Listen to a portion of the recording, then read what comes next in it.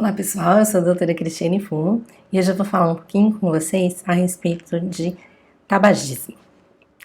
Tabagismo no adulto já é um assunto bem comentado e eu não vou focar tanto nessa questão dos problemas vindos para os adultos. Eu quero falar mais no contexto da pediatria. Então, quando a gente fala de tabagismo, é algo que a gente tem que se preocupar sim na faixa etária pediátrica. A gente tem estudos mostrando que é na idade de escolar que acontece a experimentação do cigarro aqui no Brasil. E o que traz de problemas o uso do tabaco, então, para as crianças? Então, existe toda uma questão de dano ao epitélio respiratório. Então, o pulmão, a traqueia, as vias aéreas superiores, todas elas ficam com alterações causadas pelo cigarro e pelo fato de se estar inalando essa substância quente, e esses danos em curto prazo vai acabar tendo um risco maior dessas crianças fazerem infecções, sejam infecções de vias aéreas superiores, seja infecções pulmonares. E um dos fatores de risco que a gente tem, por exemplo, para o COVID é o tabagismo. Então, mesmo se a gente pensar que talvez essa criança fume durante pouco tempo e que não vá ter um problema tão grande no futuro em relação ao risco de câncer, a gente tem esses problemas sim ainda na faixa etária pediátrica. Outro problema importante é que a pessoa que fuma ou que convive com alguém que fuma e tem asma, ela tem mais crises e ela tem uma resistência ao uso das medicações. Então, mesmo usando a medicação não faz o efeito como faria se a pessoa não fumasse ou não convivesse com alguém fumante. E quais são os efeitos que a gente tem, por exemplo, da gestante que fuma ou que convive com alguém que fuma? Então, nesses dois casos, a gente sabe que existe um risco maior de parto prematuro, de perdas fetais, então seja um aborto, seja um natimorto, o bebê que nasce já sem vida, além de ter um risco muito grande das vias aéreas desse bebê nascer menor. E via aérea menor significa enfrentar quadros de resfriado e de bronquiolite de uma forma bastante desfavorecida.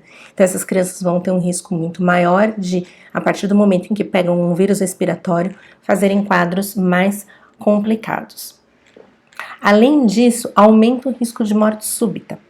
Então, o risco de morte súbita acontece quando a criança convive com alguém que é tabagista na casa, mas se a mãe, como gestante, foi exposta ao tabagismo, ela fumando ou ela sendo uma fumante passiva, o risco de morte súbita também é maior.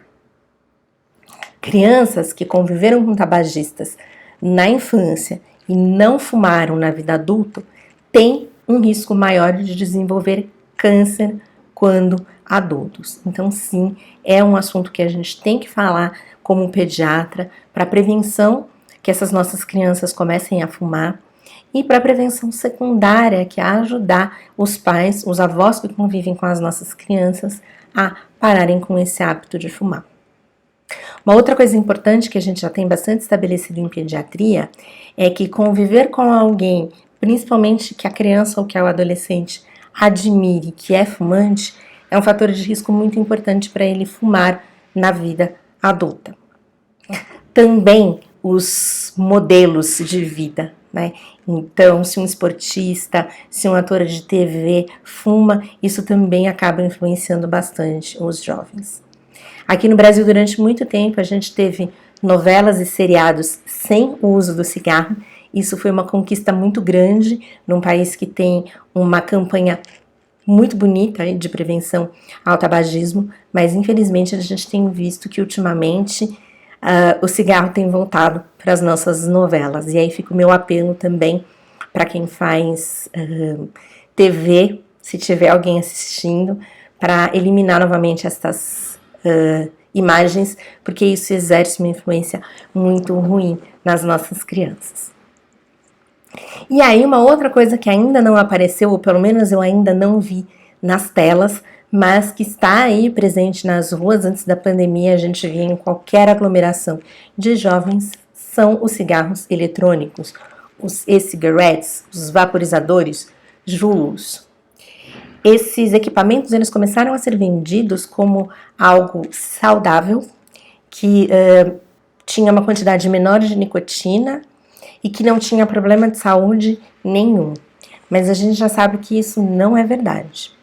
Então, quando a gente tem a nicotina diluída no meio líquido, seja nesse tipo de forma de vaporizador, cigarros eletrônicos Juuls, ou por exemplo no narguilé, a nicotina ela é absorvida muito mais fácil pelo organismo. Mas eles têm uma quantidade maior de nicotina do que os cigarros tradicionais. Então não vá acreditar nessa história de que tem menos nicotina. Tem mais nicotina e ela tem uma absorção ainda maior. Isso faz com que você consiga se viciar de uma forma muito mais rápida. Além disso, eles foram muito espertos numa outra coisa. Colocaram uma substância que não causa irritação na garganta, que diminui a irritação na garganta. Então, é clássico a gente ver aí ou de alguém que você viu fumar pela primeira vez, ou às vezes até em cenas de cinema ou de novela, que a pessoa vai fumar pela primeira vez, ela traga e aí ela começa a tossir, porque causa uma irritação na garganta. Depois você para de ter a tosse porque você já queimou a garganta, ela não percebe nada mesmo. Não é que não tenha mais o efeito inflamatório e agressor. Ele continua, mas o que foi embora foi o seu sistema protetor. Mas eles conseguiram então fazer de uma forma de colocar uma substância que diminui essa percepção de agressão e aí a pessoa não tosse. Então ela já consegue desde a primeira tragada absorver uma quantidade maior de nicotina. E essa primeira tragada, ela é uma chave especial para que você se vicie mais rápido. Então você tem uma absorção maior por conta da diluição da nicotina, uma quantidade maior de nicotina no produto e o fato de que você tem junto uma substância que faz com que você consiga fazer uma inalação mais profunda. Vocês já perceberam aí todo o desastre que a gente vai ter.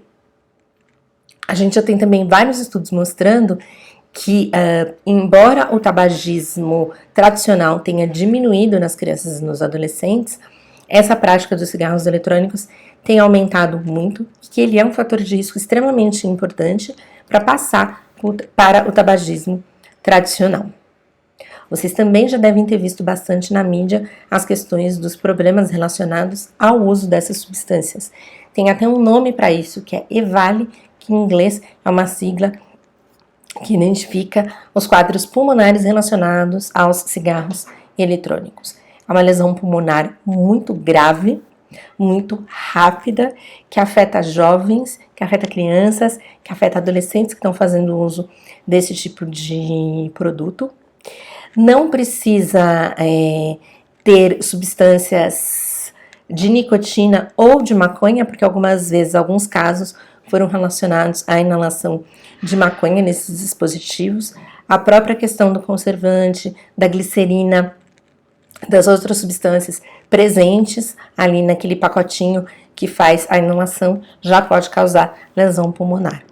Então, a mensagem que eu tenho para vocês é fazer prevenção primária de tabagismo, conversando com os filhos de vocês, falando dos malefícios do cigarro, procurar impedir que essas crianças e adolescentes vejam essas cenas e, para quem já fuma, procurar ajuda médica assim que decidir que é o momento de parar de fumar.